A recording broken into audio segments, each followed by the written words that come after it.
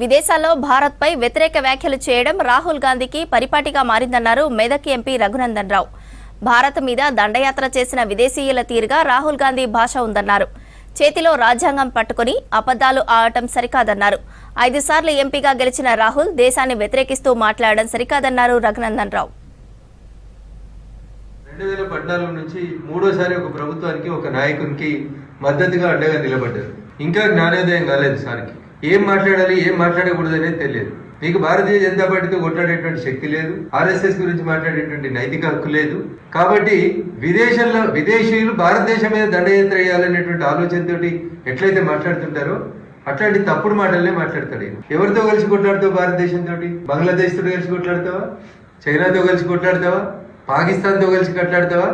లేకపోతే మీ మదర్ వాళ్ళు ఊరైనటువంటి ఇటలీ వాళ్ళతో కలిసి వాళ్ళ దండయాత్రకు వస్తావా? What is the meaning of it? మీకు రాజకీయంగా ఎన్నికలలో భారతీయ జనతా పార్టీనో ఇంకొక రాజకీయ పార్టీనో సిద్ధాంతపరంగా విభేదాలు ఉంటే లీడర్ ఆఫ్ అపోజిషన్ గా మాట్లాడు.